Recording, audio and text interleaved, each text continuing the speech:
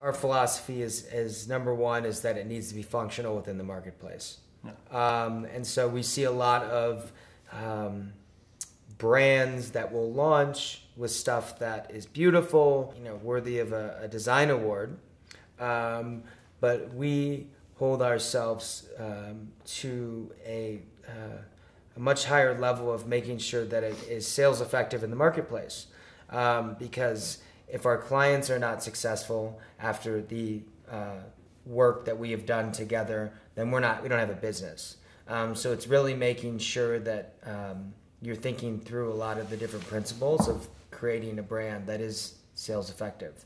And so, a lot of what designers learn in art school is great for the fundamentals, but it's not really, it's a completely different world in thinking when you're creating something for a highly competitive environment. So our philosophy on design, really, packaging just happens to be the name of the game for us. Are a couple of things. So one, we believe in imagination over imitation. For us, it's, again, not about replicating design trends or trying to go after awards. It is being sales effective, like Blake was saying. We also have the mantra of you should always challenge the category, but not the consumer. And therein lies the ability and opportunity everyone has to change a conversation.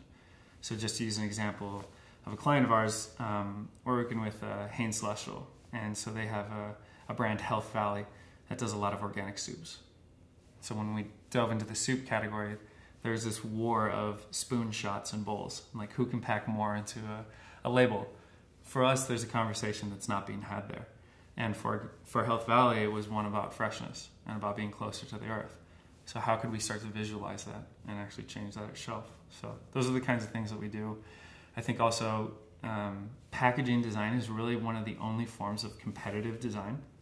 So you think about corporate identity or advertising or web or print, UX, UI, whatever it is. These things kind of exist to tell their own story. And what we have to do is kind of threefold. And it's this like triangulation of we have to understand our brand and what's the story they're trying to tell. Understanding the category and the competition. So what other stories are being told and how do we differentiate ours? And then ultimately it's all about the consumer. So what are we having to say that actually matters to someone?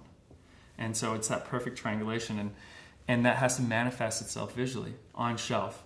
And the competitive aspect is the fact that if you're Coca-Cola, you sit on shelf right next to Pepsi. But not just Pepsi, you've got Mountain Dew and Sprite and all of these other products and brands that are fighting for the same occasion and share of stomach. And so when you sit next to your competitor, it really has to be this like strategic chess battle. And I think that's the thing that we love and get passionate about is how do we tell these stories? How do we get to know these passionate people? How do we challenge these categories?